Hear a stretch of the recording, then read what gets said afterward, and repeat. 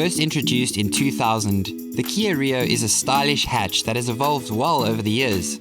And today, we get to drive one of the first 4th generation models that launched in mid-2017 and brought a fresh and modern look to the Rio back then. With its sleek exterior, improved technology, and a more refined interior, the 4th gen Rio was aimed at those who wanted a stylish hatch that wasn't a Polo, an i20 or a Fiesta, and was also somewhat dependable. The Kia Rios also came as a sedan, which didn't quite do as much justice on our South African roads. As of 2023, the Kia Rio has unfortunately left South Africa's new vehicle market, as Kia has decided it will no longer be making the next generation Rio in a right-hand drive. But don't worry, you can still get your hands on some pretty decent second-hand ones. So let's get into it. Alright guys, so here we are today with the 2018 4th generation Kia Rio. Now, before we get into this car review video today, this is a pre-facelifted 4th generation Kia Rio, which means you might find slightly different looking ones that were produced after late 2020. Now, in terms of the front profile, you do get a very youthful, elegant, stylish front nose design with its angular headlights and compact styling. This particular Rio that we are driving in today comes in a color known as Deep Sienna Brown, which features a rich, earthy tone with subtle reddish undertones. If this isn't your style, don't worry, the car also comes in white, silver, grey, blue, red, and of course black. Up front we have the good old classic oval-shaped Kia badge or logo sitting just above the front grille, which Kia actually ended up changing later on in 2021. The grille almost looks like it could have been ripped straight off of an electric car, with its solid piano black plastic finish right over here as well as over here. Then moving slightly lower, you do have a very large and wide air intake, which has a sort of scale design to it. The headlights wrap nicely around the front corners of the Kia Rio, adding a nice touch of flow to the overall design. Now, in terms of the tech trim, the Kia Rio that we're driving today, you will find a halogen bulb that sits in a projector lens. You do have a U-shaped DRL headlight over there. You've got your cornering lights in the middle, which lights up the corners as you take them at night for added safety. And then lastly, you will find your indicator lights more to the front of the headlight.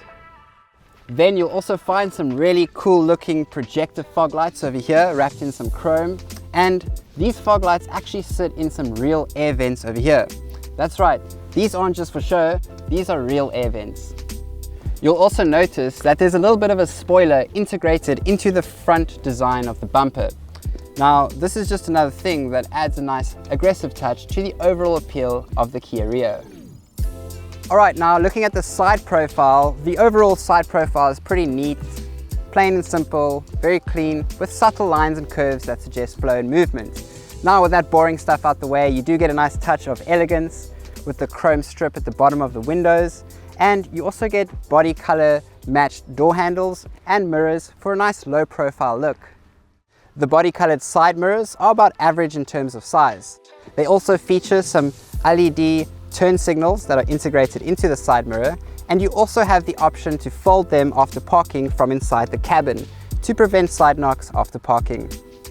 The flagship tech trim of the Kia Rio comes with some really cool, really large 17-inch alloy wheels with low-profile tires, which might be a little bit of an overkill for a vehicle with only 74 kilowatts of power. Nevertheless, on the lower trims, you will get 15-inch alloys, which might make the drive a little more comfortable. Behind the wheel, you will find yourself some disc brakes in the front and drum brakes at the back. I thought that at this price point, we could have at least had some disc brakes in both the front and the back. But unfortunately, a budget car can't have everything. Alright, then moving to the back of the Kia Rio, you will find the overall design quite wide and simple and neat.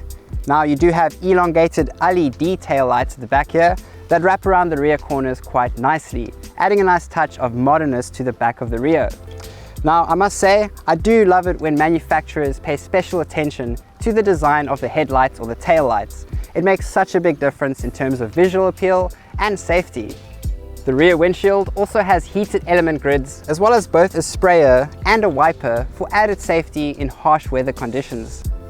The boot handle is given quite a lot of space at the back here, with an old school classic oval Kia badge and an integrated reverse camera built into it. Now in terms of boot size or space, you do get 325 litres of boot space in the 4th generation Kia Rio. And with the seats folded down, you'll get a 1,100 litre boot capacity, which is pretty decent for its segment. It's not the best, but it sure ain't bad. Now besides all the space talk, you do get hooks for your shopping bags in each corner. You've even got one here in the middle on the boot lid over there. You've got a storage compartment space over here for miscellaneous items or anything like that. You do have a light in your boot so you can see inside your boot at night.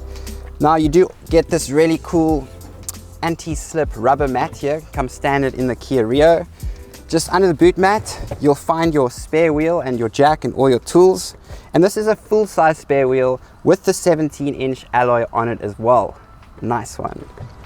Now these rear seats also fold down in a 60-40 split as mentioned before, making it convenient to only fold down the one side without folding the whole seat down at once. But other than that, I think you'd really appreciate the boot of the 4th gen Kia Rio. Moving to the bottom of the rear bumper, you'll find some really low positioned reflectors, which add a nice touch of safety to the vehicle, but also look really cool in my opinion. Now speaking of safety, you'll also find your rear park distance control sensors over there, but unfortunately you won't find any in the front. So that's our quick little walk around of the 4th generation 2018 pre-facelifted Kia Rio. It's a pretty aggressive looking B segment hatch with also a nice touch of elegance and sophistication. I don't know, what do you guys think? Drop us a comment down below.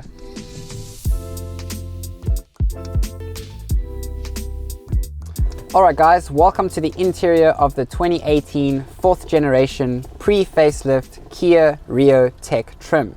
As you can tell, it's pretty dark inside the cabin over here, and that's because they've made a lot of use of black materials everywhere around the cabin, which kind of gives it a nice spacious and calm feeling. Starting off with the dashboard, it does have quite a horizontally layered design to it, and also does make use of a fair amount of soft touch plastics, which adds a nice premium touch to the cabin. The steering wheel feels really good in your hands. They've used some sort of synthetic leather to cover it, and it feels and looks really good. You've got a brushed aluminium plastic spoke at the bottom center spoke on the steering wheel, and it is a multifunctional steering wheel, so you do have your cruise control controls and your hands-free controls everywhere laid out over there. Now it's also a tilt and telescopic steering wheel, which means you can pull, push, up and down. So you're almost guaranteed to find your perfect driving position. Then looking at your instrument cluster in the Kia Rio, you will find some analog dials that make use of red and white against a black backdrop, which looks really nice at night especially. Now between those two analog dials, you will find yourself an LCD screen that's going to give you information about your petrol usage, your trip distance, and other useful information like that.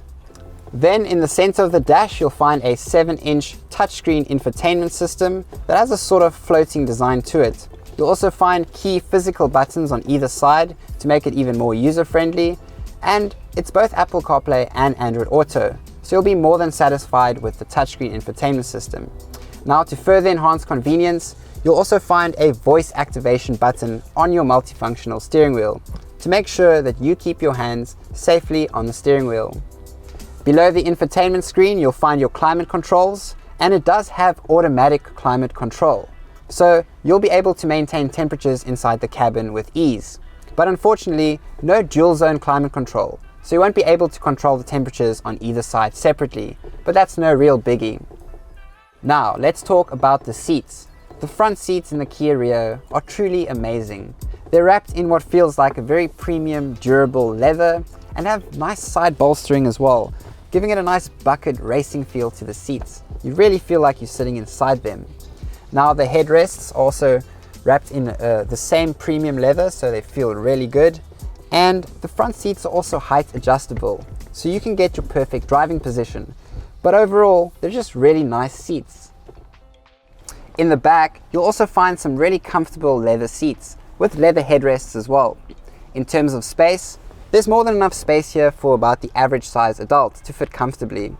Now, these rear seats do fold in a 60-40 split, so if you want to fold the one side down, you can, making it convenient to load things in and out from the back or the front.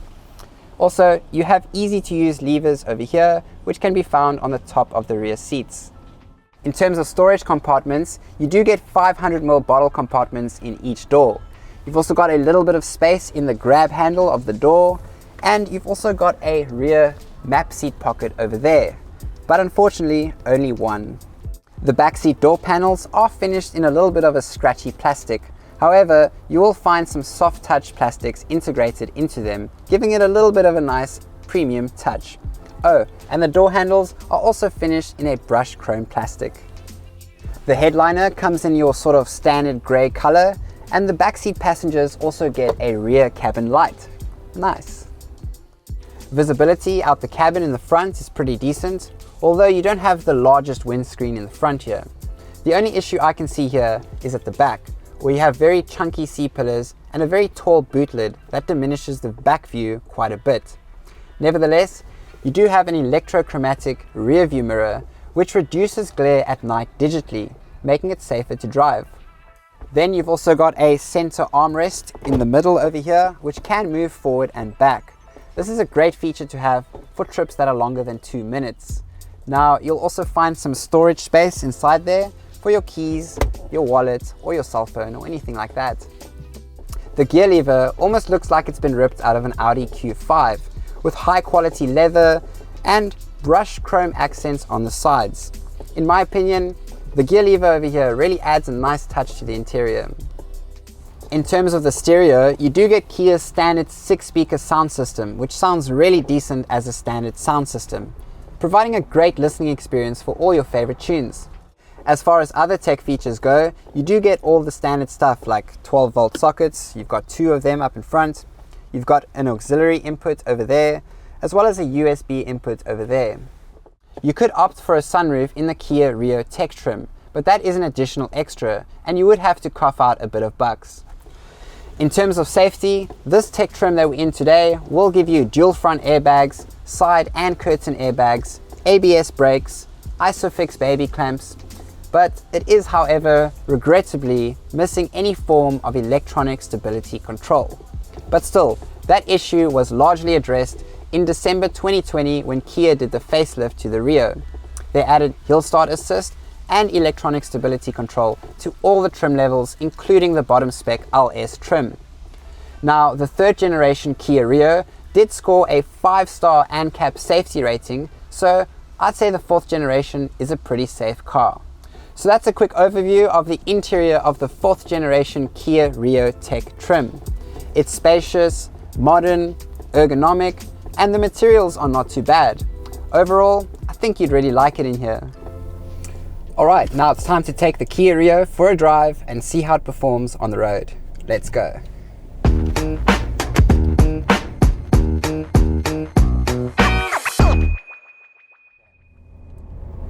First impressions, the car drives generally smooth and is also pretty comfortable, I must say. Now, you might notice a little bit of engine noise coming from the engine bay when you're on the highway doing highway speeds, but that's due to the lack of turbo and also the 4-speed automatic transmission setup. Nevertheless, it's still a comfortable ride, but if you're looking for a thrill, this probably isn't the car to go for. In terms of handling, the Kia Rio feels agile, smooth, and comfortable around corners. You may notice a little bit of body roll, but the steering is predictable, smooth, and does have a little bit of agility to have a little bit of fun. Again guys, this car is not built for speed, it's built for comfort. On gravel roads or more rough terrains, you'll notice the Kia Rio does an alright job, especially for its segment.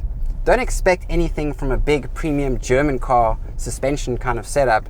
This is a B segment budget hatchback, and it does the job pretty well. In terms of the brakes, there's nothing really special in this department. You have disc brakes in the front and drum brakes in the back, and of course you've got ABS, so it's pretty adequate. In terms of fuel efficiency, this Kia Rio is certainly not the best in its segment. you'll get an average of around 7.1 liters per 100 kilometers on average. That's city driving and highway driving combined together. So yes, it's certainly not the most fuel efficient car in its segment, and not something you'd be buying if fuel efficiency is your priority. When it comes to city driving and parking, the Kia Rio isn't all that bad to live with. You've got a reverse camera at the back that works in combination with rear park distance control. Hell, if those two safety features aren't enough for you, you can be thankful that you weren't born in my time. Nevertheless, I must say, it's a pretty honorable feature to have, especially when you need to park in tight spaces. So overall, the 4th generation Kia Rio delivers a great, smooth, stylish, elegant drive, and is more than enough of a hatchback for any average Joe looking for a hatch on a little bit of a budget maybe. It's great for daily driving and even longer trips for a small family. The 4th gen Kia Rio won't let you down.